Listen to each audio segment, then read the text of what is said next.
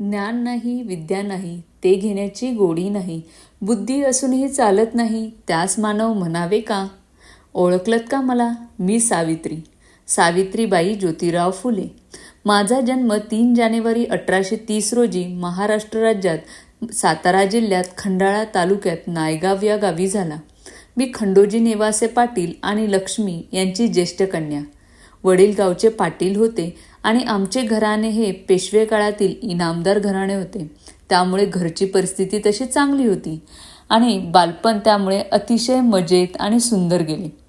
माझे लग्न वयाच्या 9व्या वर्षी सातारा जिल्ह्यातील कटगुण या गावातील 12 वर्षाच्या ज्योतिराव फुले यांच्याशी झालं.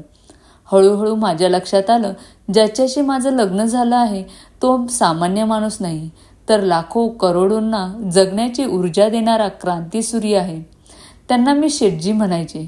शेठजी यांचे शिक्षणाकडे विशेष आकर्षण होते. शेठजी इंग्रजीचे शिक्षण घेत असतानाच त्यांचा विवाह माझ्याशी झाला होता. फुले घराण्यात आली आणि माझ्या शिक्षणाचा श्रीगणेशा झाला. माझा हात थरथर कापत होता. या थरथर कापणाऱ्या हाताला शेठजींनी पकडलं आणि पाटीवर लिहायला शिकवलं. मी पहिला शब्द शिकली तो म्हणजे शेठजीच. एकदाची शेठजींची सव शिकली, लिहायला शिकली, वाचायला शिकली आणि शेठजीसारखाच मोठा विचारही करायला शिकली. आणि ह्याच विचारांची क्रांती म्हणजेच 1 जानेवारी होय. शनिवारी दिनांक 1 जानेवारी 1848ला पुण्यातील भिडेवाड्यात सर्वधर्मीय मुलींसाठी पहिली शाळा सुरू झाली. 1848 साली स्त्रिया व अस्पृश्य यांना शिक्षण देणे हा गुन्हा होता.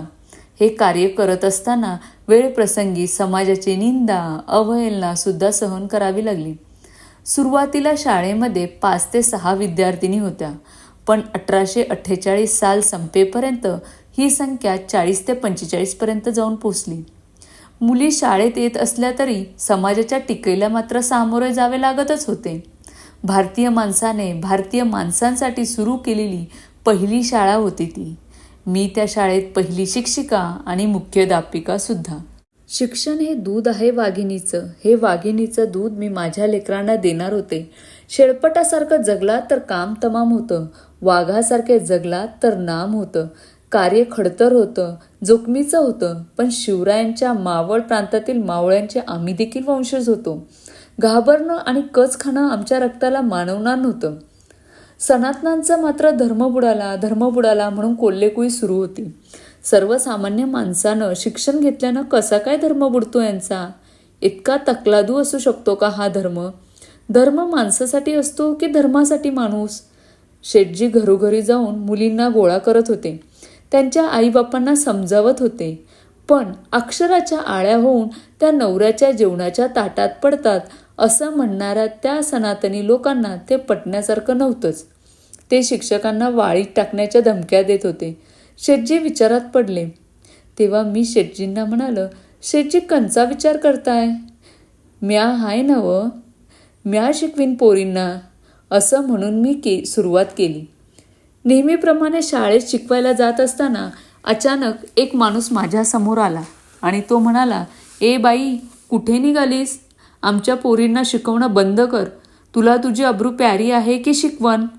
कदाचित तो विसरला असावा, मी खंडोजी नेवासे पाटलांची कन्या आणि ज्योतिराव पहिलवानांची पत्नी होते.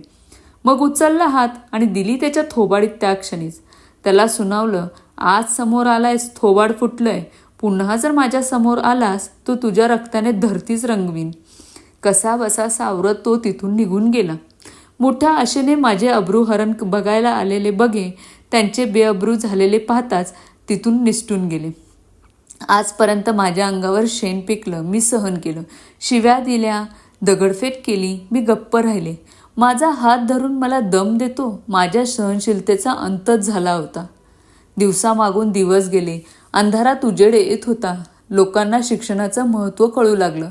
4 वर्षातच आमच्या 18 शाळा झाल्या. पुढे बालहत्या प्रतिबंधाचे काम, बाईला घराबाहेर न पाडू देणे, सती जाणं, या सर्वांवर आम्ही विरोध केला. अशा स्त्री शिक्षणाच्या शिल्पकार असलेल्या सावित्रीबाई फुले यांचे मनोगत आताच आपण ऐकले. त्यांना विनम्र अभिवादन. तू क्रांती ज्योती, तू धैर्याची मूर्ती, तू ज्ञानाई, तुझ्या ऋणातून कशी होऊ मी उतराई. आद्य आणि वद्य तू आमची लाडकी सावित्री माई. सावित्रीमाई बाई फुले यांच्या जयंतीनिमित्त विनम्र अभिवादन.